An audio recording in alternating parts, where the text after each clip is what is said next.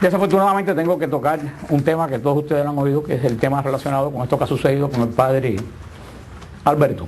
No quisiera tener que tocar ese tema y lo quiero tocar, y después de esto, y de verdad que yo no quisiera volver a hablar de este tema. Ni quisiera comentarios ni emails de nadie después que yo tome este tema. Sinceramente, se lo digo porque como puse en el email que les pasé a los que tengo los emails de ustedes, hoy en día la gente se alimenta de carroña. Y el que se alimenta de carroña muere envenenado por la carroña que come. Y yo no voy a alimentar la carroña. Pero sí hay que como el email, ¿cuántos recibieron el email que yo tengo en los emails de ustedes? Como les puse en el email, no podemos, ¿se acuerdan de lo que hablamos la semana pasada? Sin parar, ¿de qué hablamos la semana pasada? ¿Se recuerdan que tenemos que poner orejeras espirituales y enfocarnos en Cristo? ¿Se acuerdan que dijimos que no podemos dejar que nada, ni de adentro de la iglesia, ni de afuera de la iglesia, nos desenfoque? ¿Se acuerdan que lo hablamos? Ay, hermano. Ay, hermano. Este es el momento de aplicarlo. Pero perdemos unas cosas, perdemos varios puntos que puse en mi email hoy. Muy importante. Porque como no tenemos puestas las orejeras espirituales, nos desenfocamos y empezamos a mirar para todos los lados. Primero que nada, y se lo puse en el email, tenemos que estar conscientes de una cosa: la gran apostasía. Es algo que está profetizado, es algo que no nos podemos escapar. Lo dice el Señor, y también hablamos de eso la semana pasada. Lo dice el Señor en la segunda carta de San Pablo a los tesalonicenses, en el capítulo 2, versículo 3. Dice San Pablo, que nadie los engañe de ninguna manera.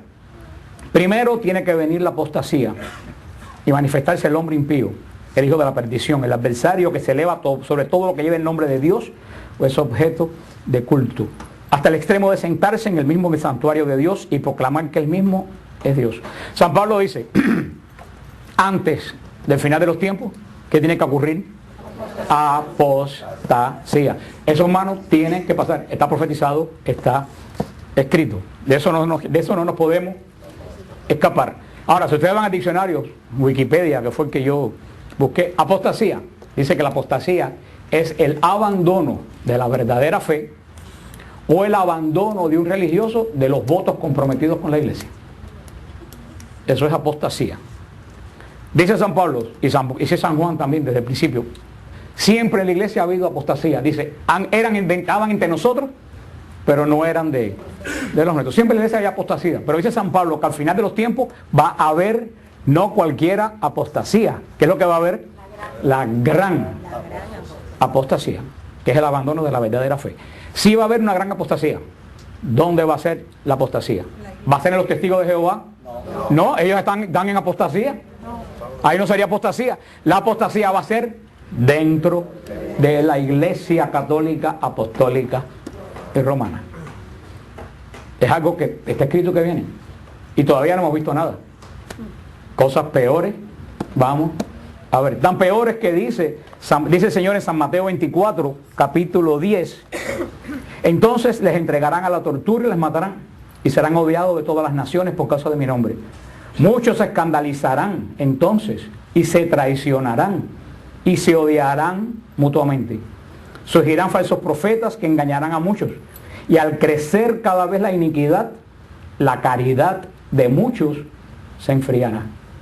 Pero el que permanezca hasta el fin se salvará. Ahí está escrito. Van a suceder cosas terribles que hasta los que tienen fe se van a tambalear. Pero que dice el Señor que la caridad de muchos se enfriará. Pero el que persevere, ¿quién es el que persevera? El que se enfoca en Cristo. El que persevera hasta el final se salvará. Eso es lo que estamos viendo. El obispo de Paraguay y cada vez que suceden estos casos, yo en vez de decepcionarme de la iglesia, yo digo, estoy en la iglesia de Jesucristo. Y le vuelvo a decir, aunque no sé si podemos hablar de San Pablo hoy, pero tengo que aclarar este punto.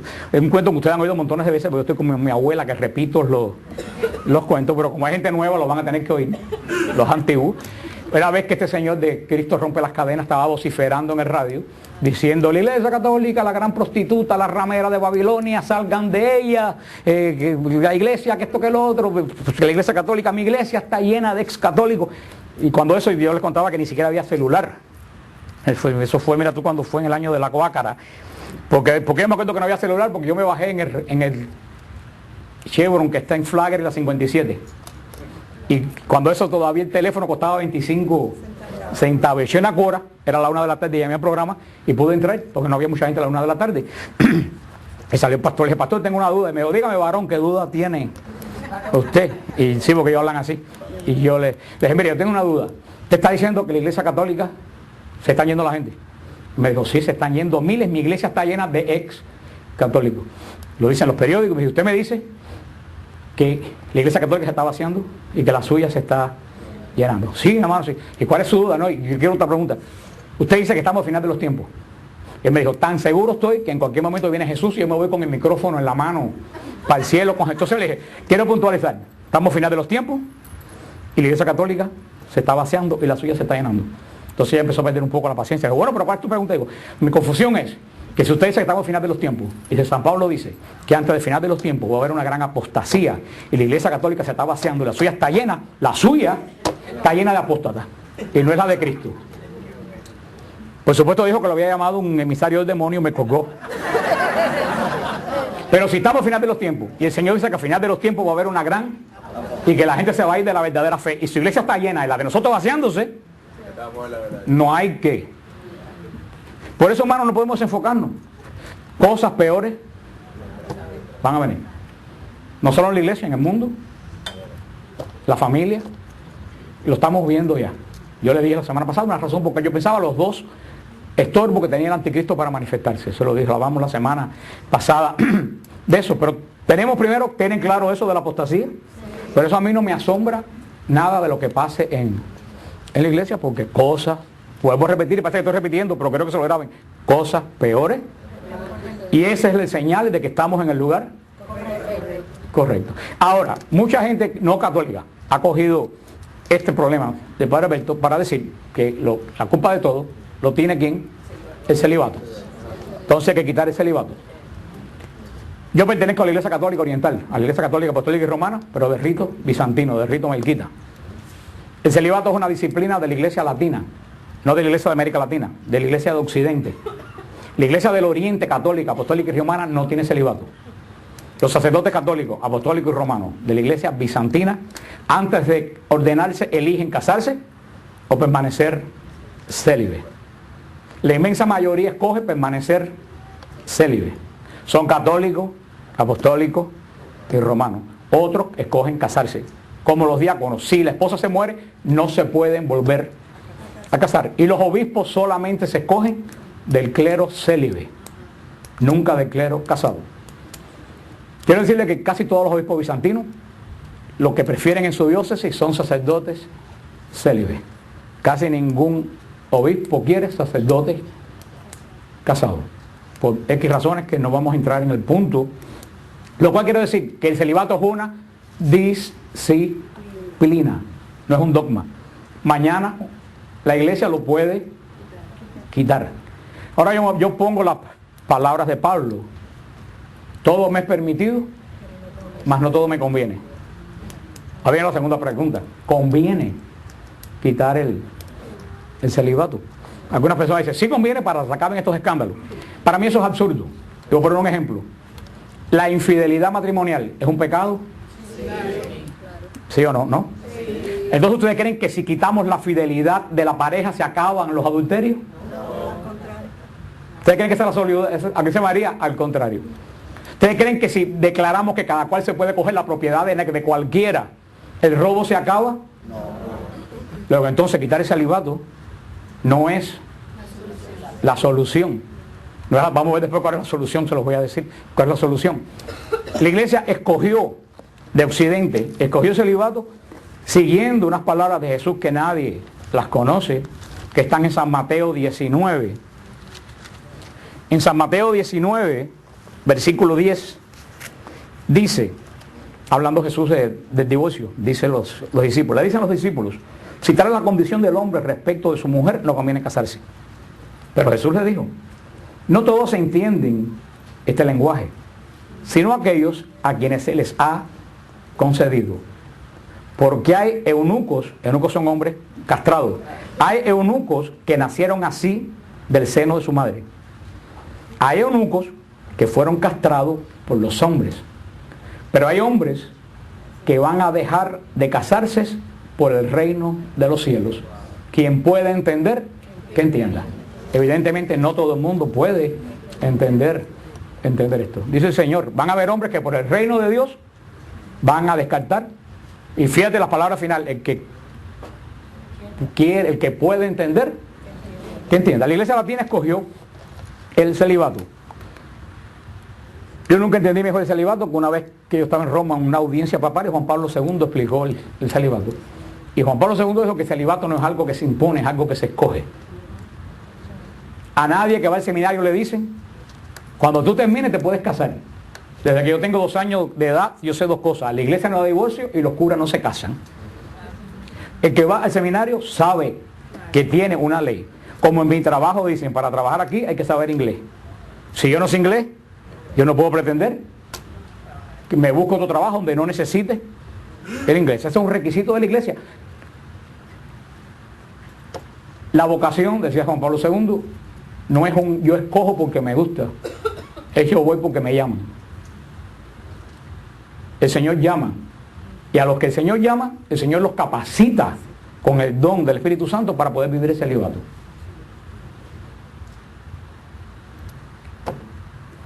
También otra cosa menos teológica y más práctica. Yo quiero ver que todos los que digan que los curas se casen, yo quiero ver cuánto van a dar para la contribución de la familia del cura. Porque los protestantes dan el 10% del salario más la ofrenda. Y a los pastores protestantes les pagan un sueldo de 60,000 o 70,000 dólares para que sus hijos puedan tener educación. Yo quisiera ver si con el dólar que dan los católicos en el cepillo se puede mantener a la familia de un sacerdote. Porque nosotros solamente tenemos lengua para pedir y exigir, pero no para dar. Por último, una ley de la iglesia que la pone o no la pone, la quite, un día la quita, no la quite. Ahora en este momento está. Y si una persona sabe que no puede guardar el celibato, que no se haga cura. Que no se haga cura. Para eso tiene 7 años de seminario. Problemas que se enfrentan. Problemas hoy en día por los cuales estamos en la crisis que está la iglesia. Primero que nada, hay varios factores. Primer factor, y se lo expliqué a usted una vez, Satanás. Satanás está más activo que nunca. Y Satanás odia profundamente a los sacerdotes. El sacerdote con sus manos hace que el pan y el vino se conviertan en el cuerpo y la sangre de Cristo. El sacerdote con sus manos, la confesión, libera del poder de Satanás a la gente que vienen a confesarse. El sacerdote con sus manos bautiza y entra en el pacto a los nuevos hijos de Dios. Unge a los que están enfermos, a los que van a morir. Reparte el pan de vida. Satanás sabe que si caen sacerdotes, caen miles junto con él. Porque hay miles que se van a dejar de bautizar, hay miles que se van a dejar de perdonar, hay miles que se van a dejar de recibir la Eucaristía. O sea que el primer punto es que Satanás los odia profundamente. Segundo punto, yo no recuerdo ahora el libro porque yo no venía preparado para esto, las circunstancias me han hecho hablar de esto, yo voy a seguir con mi carta a los romanos. En un libro de Helena Blavatsky, ustedes saben quién es Helena Blavatsky, la madre de la teosofía, es la inventora, tiene 2 libros, se llama Isis sin velo y el otro, La doctrina secreta. No sé en cuál de los 2 libros lo tengo en la casa, pero no lo pude buscar. En uno de los 2 libros, escrito en 1859, dice textualmente, nuestra misión no es para ahora. Nuestra misión es penetrar los seminarios católicos en el próximo siglo. Está escrito en el libro y yo lo tengo en mi casa. Que es el objetivo de la madre de la nueva era. Ella es la madre de la nueva era. Dice que el objetivo de ellos es penetrar los seminarios, específicamente lo dice con nombre y apellido, católico, en el próximo siglo. Ella lo dice. ¿Y qué ha sucedido de los años 60 para acá? Los seminarios han sido profundamente penetrados por las ideas liberales. En los seminarios prácticamente ya no hay devoción. Se les da las clases como se dan en el seminario de Miami, que los evangelios no están escritos por los evangelistas, que lo escribieron unas comunidades del siglo III o el siglo IV. Le dicen lo que dijo un seminarista que fue el otro día un grupo juvenil a decir que la familia de Nazaret, de María, Jesús y José, era una familia disfuncional. Eso es lo que se está enseñando en los seminarios. Y hace 11 años yo se lo dije al padre Palavacini, subdirector del Pío Latino de Roma. Yo le dije, el problema grave que tenemos en este momento está en los seminarios. Estamos, no todos por supuesto, hay excepciones, pero los seminarios se están preparando profesionales, no pastores. ¿Y qué es un profesional? Alguien que trabaja de 8:30 a 5:30 y después, si me viste, no me acuerdo, que tengo un mes de vacaciones y que estoy pensando a los 55 años me voy a jubilar. Nadie se retira de sacerdote. Yo me puedo retirar de bautizado. Yo puedo decir a los 65 años me retiro de bautizado. El sacramento de sacerdocio es un sacramento y nadie se retira de sacerdote. Pero tú sabes lo que estamos creando.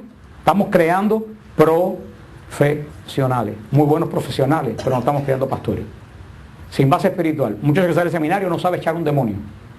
Primero porque muchas veces le han dicho que el demonio no existe. O sea, el pensamiento liberal ha permeado los seminarios. Y de eso ha salido lo que tenemos ahora en este momento. Falta de sentido de santidad, falta de sentido. También se ha perdido en el sacerdote y en los laicos. Y el Papa lo dijo en África, cuando estuvo en África ahora. Dijo que él se había maravillado del sentido de lo sagrado que tenían los africanos. Nosotros hemos perdido el sentido de lo sagrado. Entramos a la iglesia como si fueran Publix. Cuando yo estuve en Israel hace 2 semanas, y se los dije a ustedes, yo vi una peregrinación egipcia de 2.000 egipcios coptos, muy pobres, y con un churro increíble, porque eran gente, campesinos muy pobres, con las batas esas llenas de... Pero ¿sabes cuando entraban a los lugares? Tú sabes lo que hacían, entraban corriendo a besar las piedras, a besar los altares, a tocarlos. Tú sabes, todos los occidentales, incluyendo nuestro grupo, cuando entrábamos a los lugares santos que hacíamos, la cámara, a tirar. Hemos perdido sentido de lo que es santo. Y eso se aplica también a los sacerdotes. El sacerdote es un escogido y es un apartado para Dios. Punto. Por eso que antiguamente tenían el pelado en el medio de la cabeza. La tonsura. ¿Tú sabes por qué tenían la tonsura? Porque se la cortaban en el día de ordenación para que el óleo santo cayera ahí. Y después más nunca se dejaban crecer el pelo para acordarse que ellos eran consagrados a Dios. Pero como somos tan modernos, no hay tonsura, no hay hábito, hay tomadera de vino con las amistades, y ahí el demonio se... Los confesionarios eran de palo con una cortina y una reja. Por algo la iglesia sabía. Ahora son 2 asientos en un lugar cerrado. Y el demonio anda como león rugiente. Y los sacerdotes están hechos de la misma madera que estamos hechos tú. Y estamos hechos yo. Por último, hay una crisis terrible a todo nivel de falta de fidelidad. No hay fidelidad en el matrimonio, no hay fidelidad en los grupos. Es muy difícil encontrar gente que de verdad sea fiel a un ministerio. Se cuentan con los dedos. No hay fidelidad a la iglesia. En cuanto aparece un mono por ahí con una doctrina nueva, corro y me voy. Y no hay fidelidad. La crisis de fidelidad en el matrimonio. ¿Hay crisis de fidelidad en el matrimonio, sí o no? Sí. La gente hoy, joven, se casa hasta que la muerte nos separe. No, se casa hasta ver cómo me va. Tú sabes que esa es una condición de nulidad matrimonial. Una persona que se casa pensando, si me va mal, me divorcio, el sacramento ese no es válido. Así como hay falta de fidelidad en el matrimonio, esa es la causa del sacerdocio. No hay falta de fidelidad en el sacerdocio. Yo me hago cura hasta que yo aparezca la primera falda corta por ahí. Perdóname, hermano, si tú dices cura y apareció una falda corta, muérdete la rodilla. Porque tú tienes que ser fiel a un voto que tú hiciste. Como el hombre que tiene la mujer de 40 años y se encuentra una de 20, por supuesto que le va a gustar más. Se tiene que morder la rodilla, porque con que se le ha pasado el fuego del primer amor de la mujer, tiene un voto de fidelidad con esa mujer. Pero ni estamos enseñando eso en la iglesia, ni estamos enseñando eso en la familia. Y los sacerdotes y las novias y los novios salen, ¿tú sabes de dónde? De la familia. Tenemos un problema bien serio en la iglesia católica. Y no solo en la iglesia católica, porque esa es otra cosa. Los comecarroñas saben que lo que vende es la iglesia católica. Porque si el celibato es la causa, y no quiero hablar más de nadie, pero estos son hechos. El presidente de la Convención Evangélica de los Estados Unidos, que agrupa 50 millones de evangélicos, casado con 5 niñas, tenía un amante masculino que lo compraba con heroína. Y él no tenía celibato. En Miami, el pastor Garnicki, de la iglesia Camino de Santidad, de la 8 y la 17, con 8 muchachos, está cumpliendo cadena perpetua por abusar de una niña minusválida. Un pastor que me voy a reservar el nombre porque es amigo mío, pero casado, bautista, casado con 2 niñas pequeñas, lo encontraron desnudo en un banco con un muchacho de 17 años aquí en el Westland Mall. No es un problema ni de pastores, ni de curas. Es un problema de Satanás y de falta de fidelidad. Esa es la realidad que estamos viviendo. Yo no soy nadie para juzgar al padre Alberto, porque el Señor dijo: el que use de misericordia recibirá misericordia. Y falta de misericordia es el juicio exacto que va a caer sobre ti. Yo lo que sí les digo, hermano, y yo lo he dicho montones de veces en los retiros, lo he dicho muchísimas veces, la iglesia necesita reparadores. Cuando un edificio se está cayendo, ¿qué es lo que se hace? Se repara. No estamos haciendo reparación en la iglesia. Hay que hacer reparación en la iglesia. ¿Qué cosa es reparación? Coger una hora de oración, ir al Santísimo, sacrificarte. Si Señor, estoy aquí en esta hora por los que no oran. Estoy aquí en esta hora para reparar por los pecados de escándalos de la iglesia. Estoy aquí para reparar por los pecados de los sacerdotes. Estoy aquí por reparar por los pecados de los laicos. Estoy aquí para... Hermano, ¿quién está? No, solamente las monjas en los monasterios están reparando. Nosotros no estamos haciendo reparación. Y el edificio se llena de huecos y nadie lo repara. La oración de reparación, por eso que cuando los retiro en el monasterio nos levantamos ustedes a la mañana a hacer oración de reparación. Y yo creo que todo el mundo tenemos que, en vez de murmurar, porque el que murmura abre hueco y el que repara construye, tenemos que empezar a hacer oración de... Hermano, el Señor está llamando urgentemente a hacer oración de reparación. Entonces, ¿sabe qué? Yo no quiero estar en los zapatos del Padre Alberto cuando enfrente a Cristo, sumo y eterno sacerdote. Y menos quiero estar por los alrededores de la mujer que lo hizo caer. Porque quiero decir a las mujeres, perdónenme, pero yo sé cuánto las mujeres acosan a las personas que están relacionadas con las cosas de Dios para hacerlos caer. Y llevo años oyendo decir en Radio Paz que tienen que estar botando cartas con ropa interior de mujeres que le llegan y con fotos de mujeres desnudas, con telegramas, con direcciones. Y se ven muchos sacerdotes que son santos, que en los confesionarios los acosan las doñas. Y hay del que toca un ungido del Señor. Hay del que haga caer a un ungido de Dios. Pero hasta este grado ha llegado ya la corrupción. La corrupción que hay en este momento. Por eso, hermano, tenemos que reparar, tenemos que orar por los sacerdotes, tenemos que orar por los seminaristas, tenemos que orar por los seminarios. Todos los días tenemos que empezar a orar por los seminaristas, por los seminarios, por los obispos, por los diáconos, por todas las personas que hacen una obra en la iglesia. Y sobre todo, hermano, tenemos que empezar a reparar. Tenemos que empezar a hacer oración de reparación. Sinceramente, a mí me ha dolido lo que ha pasado, pero no me ha sorprendido. No me ha sorprendido. Y eso nos enseña que un sacerdote no es para andar en la farándula. Un sacerdote para ministrar los sacramentos. Y esto nos recomienda que el hábito no sea el monje, pero lo reconoce. El sacerdote está hecho para los santos. Como dijo el Papa, el sacerdote vive en y por la Eucaristía.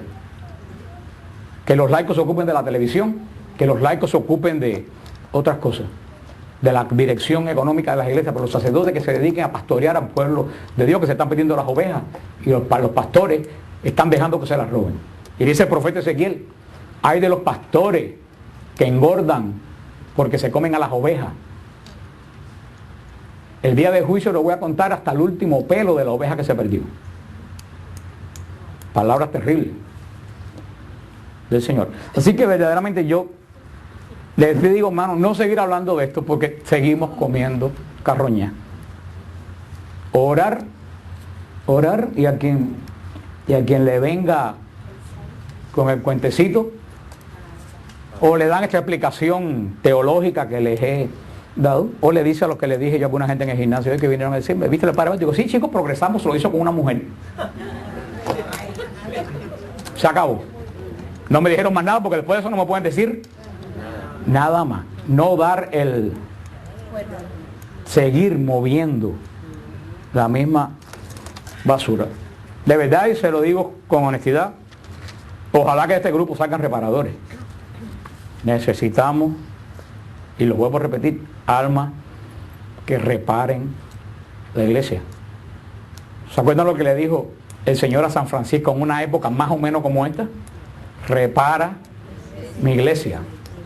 Y es que entendió San Francisco, se puso a construir la por 5 y le dijo, no Francisco, repara mi iglesia.